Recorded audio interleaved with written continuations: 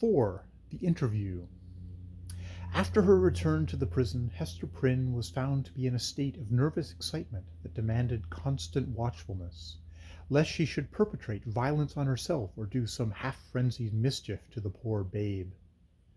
As night approached, it proved impossible to quell her insubordination by rebuke or threats of punishment. Master Brackett, the jailer, thought fit to introduce a physician. He described him as a man of skill in all Christian modes. In all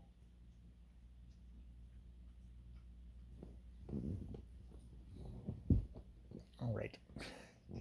In all Christian modes of physical science, and likewise familiar with whatever savage people could teach in respect to medicinal herbs and roots that grew in the forest. To say the truth, there was much need of professional assistance, not merely for Hester herself, but still more urgently for the child, who, drawing its sustenance from the maternal bosom, seemed to have drank in with it all the turmoil, the anguish, and despair which pervaded the mother's system. It now writhed in convulsions of pain, and was a forcible type, in its little frame, of the moral agony which Hester Prynne had borne throughout the day. Closely following the jailer into the dismal apartment appeared that individual of singular aspect, whose presence in the crowd had been of such deep interest to the wearer of the scarlet letter.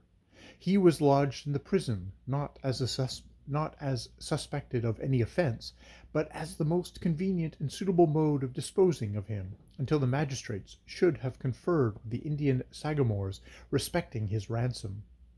His name was announced as Roger Chillingworth. The jailer, after ushering him into the room, remained a moment, marvelling at the comparative quiet that followed his entrance, for Hester Prynne had immediately become as still as death, although the child continued to moan. "Prithee, friend, leave me alone with my patient," said the practitioner. "Trust me, good jailer, you shall briefly have peace in your house, and I promise you, Mistress Prynne shall hereafter be more amenable to just authority than you may have found her heretofore." "Nay, if your worship can accomplish that," answered Master Brackett, "I shall own you for a man of skill indeed. Verily, the woman hath been like possessed one, and there lacks little that I should take in hand to drive Satan out of her with stripes." The stranger had entered the room with the characteristic quietude of the profession to which he announced himself as belonging, nor did his demeanour change when the withdrawal of the prison keeper left him face to face with a woman, whose absorbed notice of him, in the crowd, had intimated so close a relation between himself and her. His first care was given to the child, whose cries indeed, as she lay writhing on the trundle bed, made it of peremptory necessity to postpone all other business to the task of soothing her. He examined the infant carefully, and then proceeded to unclasp a leathern case which he took from beneath his dress. It appeared to contain medical preparations, one of which he mingled with a cup of water. "My old studies in alchemy," he observed, "and my sojourn for above a year past among a people well versed in kindly properties of simples, have made a better physician of me than many that claim the medical degree. Here, woman, the child is yours. She is none of mine, neither will she recognize my voice or aspect as a father's. Administer this draught, therefore, with thine own hand." Hester repelled the offered medicine, at the same time gazing with strongly marked apprehension into his face. "Wouldst thou avenge thyself on the innocent babe?" whispered she. "Foolish woman," responded the physician, half coldly, half soothingly, "what should ail me to harm this misbegotten and miserable babe? The medicine is potent for good, and were it my child, yea, mine own, as well as thine, I could do no better for it." As she still hesitated, being, in fact, in no reasonable state of mind, he took the infant in his arms, and himself administered the draught. It soon proved its efficacy, and redeemed the leech's pledge. The moans of the little patient subsided, its convulsing tossings gradually ceased, and in a few moments, as is the custom of young children after relief from pain, it sank into a profound and dewy slumber.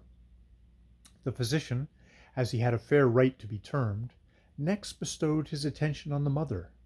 With calm and intense scrutiny he felt her pulse, looked into her eyes, a gaze that made her heart shrink and shudder, because so familiar and yet so strange and cold, and, finally, satisfied with his investigation, proceeded to mingle another draught. "I know not Lethe nor Nepentine," remarked he, "but I have learned many new secrets in the wilderness, and here is one of them, a recipe that an Indian taught me, in requital of some lesson of my own, that were as old as Paracelsus. Drink it. It may be less soothing than a sinless conscience. That I cannot give thee, but it will calm the swell and heaving of thy passion, like oil thrown on the waves of a tempestuous sea." He presented the cup to Hester, who received it with a slow, earnest look into his face, not precisely a look of fear, yet full of doubt and questioning, as to what his purpose might be. She looked also at her slumbering child. "I have thought of death," said she, "have wished for it, would even have prayed for it, were it fit that I should pray for anything. Yet if death be in this cup, I bid thee think again, ere thou beholdest me quaff it. See, it is even now at my lips."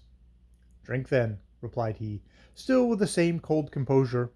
"Dost thou now know me so little, Hester Prynne? Are my purposes wont to be so shallow? Even if I imagine a scheme of vengeance, what could I do better for my object than to let thee live, than to give thee medicines against all harm and peril of life, so that this burning shame may still blaze upon thy bosom?" As he spoke, he lay his long forefinger on the scarlet letter, which forthwith seemed to scorch into Hester's breast, as if it had been red hot. He noticed her involuntary gesture and smiled. "Live, therefore, and bear about thy doom with thee, in the eyes of men and women, in the eyes of him whom thou didst call thy husband, in the eyes of yonder child, and that thou mayest live, take off this draught." Without further expostulation or delay, Hester Prynne drained the cup, and, at the motion of the man of skill, seated herself on the bed where the child was sleeping, while he drew the only chair which the room afforded, and took his own seat beside her.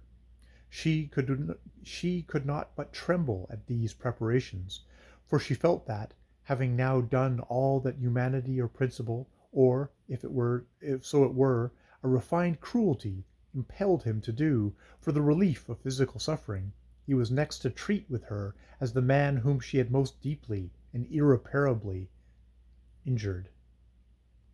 "Hester," said he, "I ask not wherefore nor how thou hast fallen into the pit, or say, rather, thou hast ascended to the pedestal of infamy on which I found thee. The reason is not far to seek. It was my folly and thy weakness, I, a man of thought, the bookworm of great libraries, a man already in decay, having given my best years to feed the hungry dream of knowledge, what I had to do with youth and beauty like thine own. Misshapen from my birth hour, how could I delude myself with the idea that intellectual gifts might veil physical deformity in a young girl's fantasy? Men call me wise.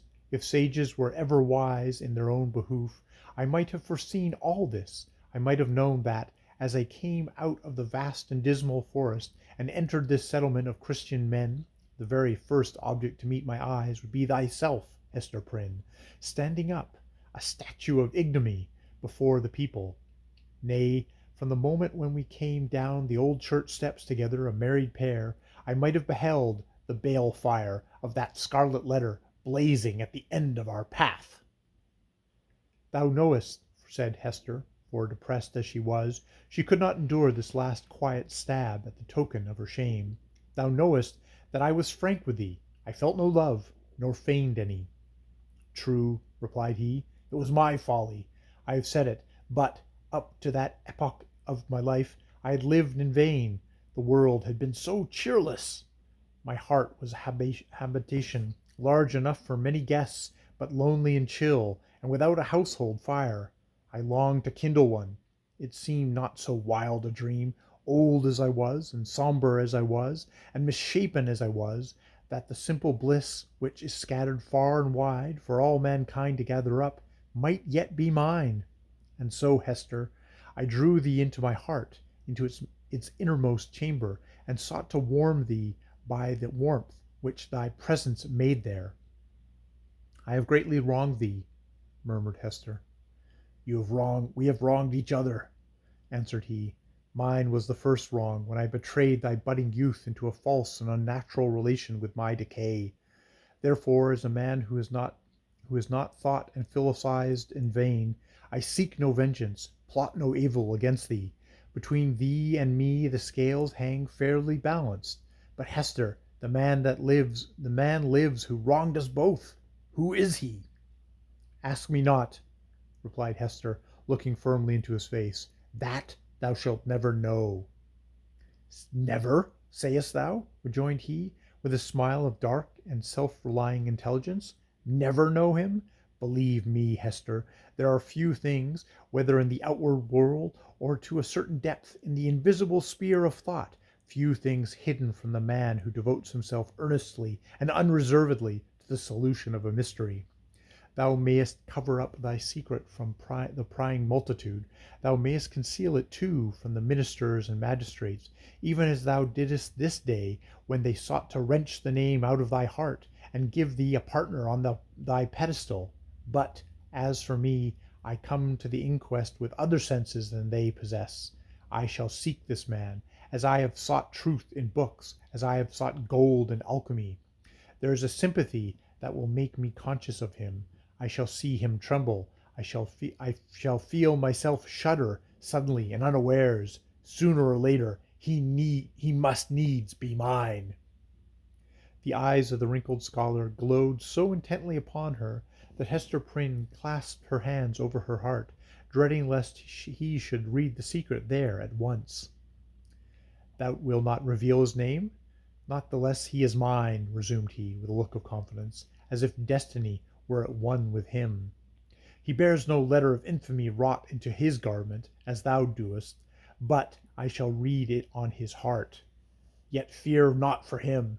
Think not that I shall interfere with heaven's own method of retribution, or, to my own loss, betray him to the gripe of human law. Neither do thou imagine that I shall contrive aught against his life, no, nor against his fame, if, as I judge, he be a man of fair repute. Let him live. Let him hide himself in outward honor, if he may, not the less he shall be mine. Thy acts are like mercy, said Hester, bewildered and appalled, but thy words interpret thee as a terror. One thing thou that wast my wife, I would enjoin upon thee, continued the scholar. Thou hast kept the secret of thy paramour. Keep likewise mine. There are none in this land that know me. Breathe not to any human soul that thou didst ever call me husband. Here on this wild outskirt of the earth I shall pitch my tent, for, elsewhere a wanderer and isolated from human interest, I find here a woman, a man, a child, amongst whom and myself there exists the closest ligaments.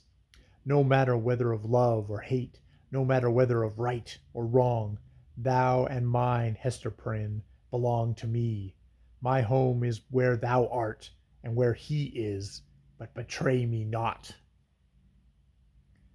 Wherefore dost thou desire it? Inquired Hester, shrinking, she hardly knew why, from this secret bond. Why not announce thyself openly, and cast me off at once? It may be, he replied, because I will not encounter the dishonor that besmirches the husband of a faithless woman. It may be for other reasons. Enough, it is my purpose to live and die unknown. Let, therefore, thy husband be to the world as one already dead, and of whom no tidings shall ever come. Recognize me not, by word, by sign, by look. Breathe not the secret above all to the man thou wast of. Shouldst thou fail me in this, beware! His fame, his position, his life will be in my hands. Beware!" "I will keep thy secret as I have his," said Hester. "Swear it," rejoined he, and she took the oath. "And now, Mistress Prynne," said old Roger Chillingworth, as he was hereafter to be named, "I leave thee alone, alone with thy infant and the scarlet letter. How is it, Hester? Dost thou sentence bind thee to wear the token in thy sleep? Art thou not afraid of nightmares and hideous dreams?" "Why dost thou smile so at me?" inquired Hester, troubled at the expression of his eyes. "Art thou like the black man that haunts the forest about us? Hast thou enticed me into a bond that will prove the ruin of my soul?" "Not thy soul," he answered, with another smile. "No, not thine."